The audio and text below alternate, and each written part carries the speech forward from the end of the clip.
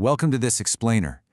For literally thousands of years, Stonehenge has just kept its silence. It sat there, leaving scholars to argue over endless theories. But what actually happens when you stop all the arguing and let a supercomputing AI chew through 3 centuries of raw data? Well, we're going to find out. Let's dive right in. So, researchers decided to hand over petabytes of geological and archaeological data to Grok, which is an AI developed by xAI. We're talking every single notebook, LiDAR scan, and survey gathered across the last 300 years. And they gave the AI one really simple instruction. Find what human eyes have been overlooking. No allegiances to existing pet theories, right? Just the raw numbers. And guys, the results completely shattered our textbook assumptions. We're all pretty used to that comfortable story of rough Neolithic farmers hauling rocks around with nothing but muscle, rope, and some crude stone tools. But the AI? It didn't see a crude monument at all.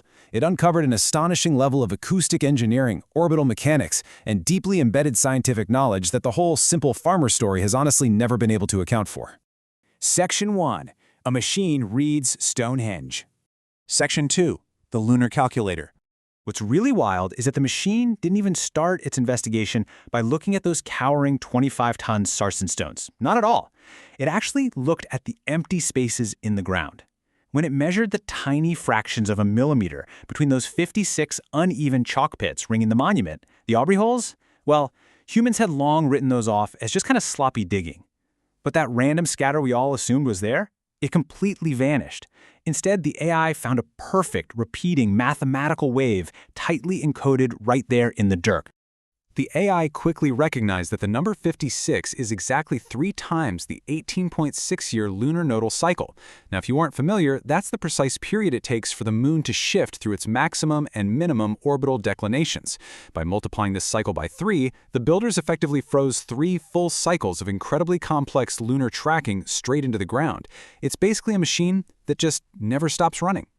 Astronomer Dr. Jennifer Walsh hit the nail on the head here. She noted that this spacing requires an understanding of orbital mechanics that Western science wouldn't formally crack until Johannes Kepler came along in the 17th century. Just think about that for a second. 5 millennia ago, someone translated the exact movements of the moon into physical distances accurate to the centimeter.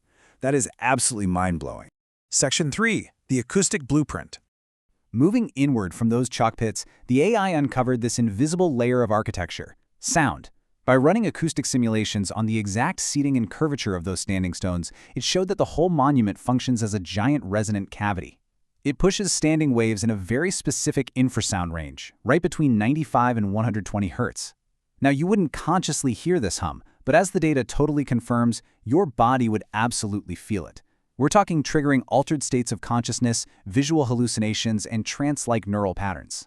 And honestly, it gets even more chilling. The AI identified specific acoustic hotspots inside the circle where this infrasound field naturally peaked. When they cross-referenced this with the archaeological records, it turns out cremated human remains were deliberately clustered exactly in those high-intensity zones.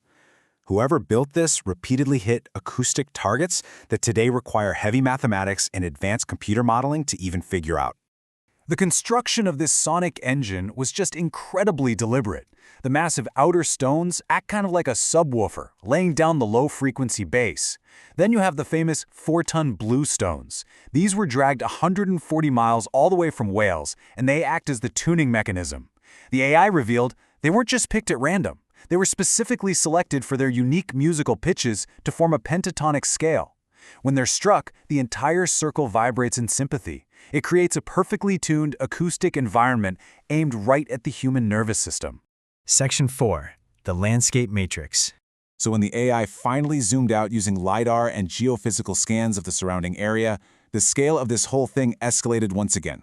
It revealed that Stonehenge was really just the centerpiece. It actually sits within a single coordinated geometric figure stretching for miles and miles, locked together by a surveying precision that completely rivals classical Greece, and it's drawn at a scale that is completely invisible from down on the Earth.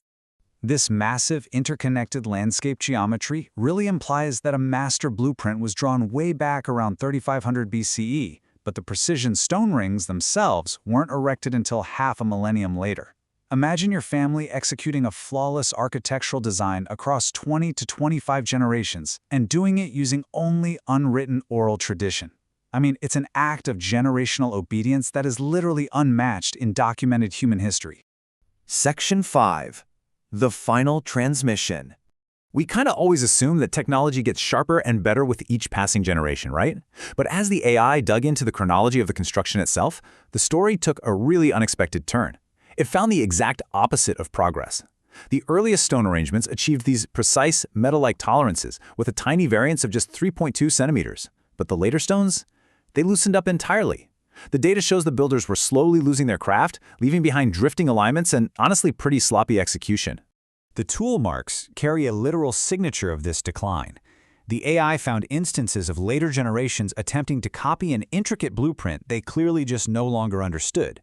You literally have one stone carrying two signatures, a master's right alongside a later apprentice's really clumsy attempt to match it. It's kind of like a song passed down through time where the melody's stuck around but the deeper meaning is just completely faded away. Yet even despite this generational decay, the original design was just astonishingly complex. The monument was successfully tracking 9 separate astronomical alignments simultaneously. We're talking solar alignments, lunar extremes, stellar precession, and cross-quarter markers. Whoever designed this whole thing was keeping multiple massive cosmic clocks wound tightly in stone, basically just waiting on the exact moment all those cycles converged. And then, well, came the end. By 1600 BCE, realizing they could no longer maintain this fading knowledge, the final caretakers didn't just flee or abandon the site, they actually conducted an orderly shutdown. They meticulously buried specific areas and carefully sealed the site against weather and time to preserve the machinery for whoever came next. Basically, they packed it away for us, and for our machines to eventually read. All of this AI data leaves us with one incredibly haunting realization. If Stonehenge isn't the dawn of human astronomical knowledge, but is instead a final transmission, like a desperate attempt to preserve a dying science in stone, then what incredible, totally forgotten civilization thrived before these stones were ever even raised? That, my friends, is the true mystery waiting in the dirt.